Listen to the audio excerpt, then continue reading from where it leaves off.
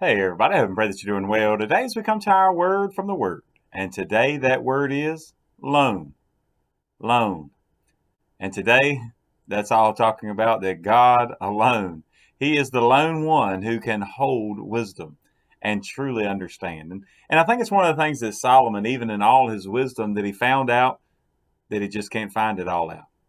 That as much as we try to understand, we still cannot understand. So listen to what he says today in Ecclesiastes chapter 8, verses 16 and 17. He says, When I applied my heart to know wisdom and to see the business that is done on the earth, even though one sees no sleep day or night, then I saw all the work of God, that a man cannot find out the work that is done under the sun. For though a man labors to discover it, yet he will not find it. Moreover, though a wise man attempts to know it, he will not be able to find it. Now, I just kind of put it this way, and I guess the Lord just laid it on my heart. Even just think about this. Just think about your life today. Think about it in the last couple days, last couple weeks, couple months, and even the last couple years. And then as you think about that and start going back further and further, just think about throughout your whole life all the things that have happened in your life and the things that God has brought you through, the things that God has guided you through and give you direction, and the things that He has taught you in that time. Now, you could stop and think about that for a very long time. Now, as many thoughts as you understand and know that the Lord has about you, there's 8 billion people on the planet. 8 billion people on the planet. And he knows what's going on in each and every one of their lives, every moment of every day. Just stop and think about that. Those of you that know me know that I love some of the scientific facts that we find, even as we can understand in this world. But when you begin to think that God spoke it all into existence, it really kind of puts things in perspective.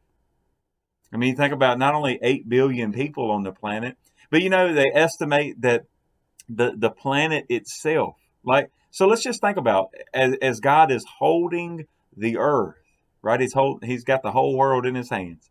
Just think about the fact that he kind of hung it there and it's spinning 1,000 miles an hour there at the equator, that it's spinning.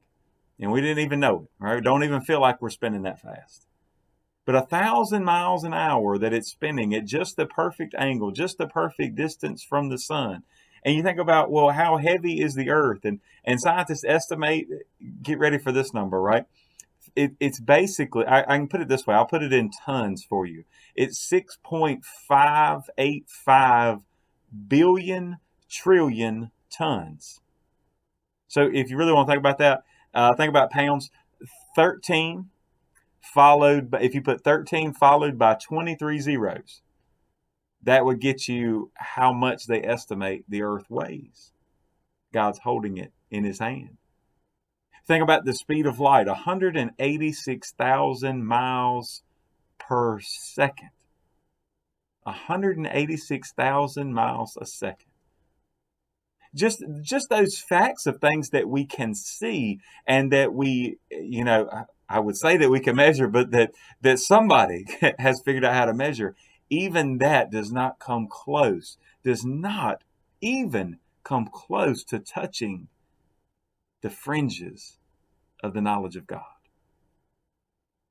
But yet, God sent his only son, Jesus, to die on the old rugged cross for you and for me so that he could have a personal relationship with us.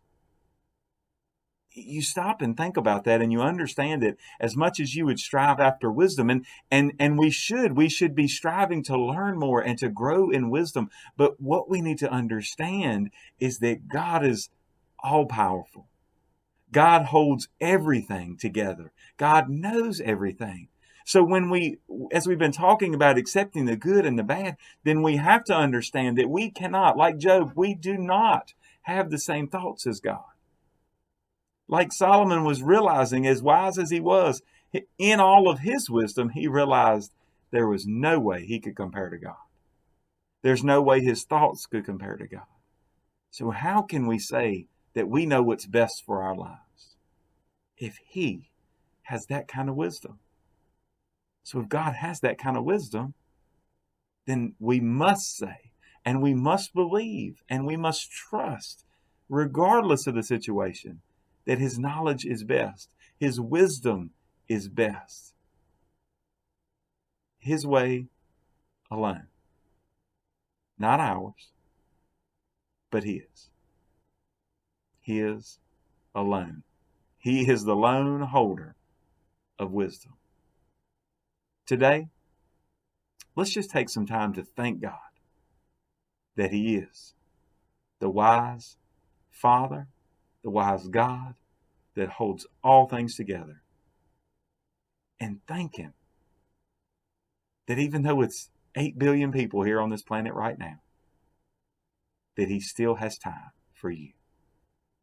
God bless you, and I pray you have a great, great day.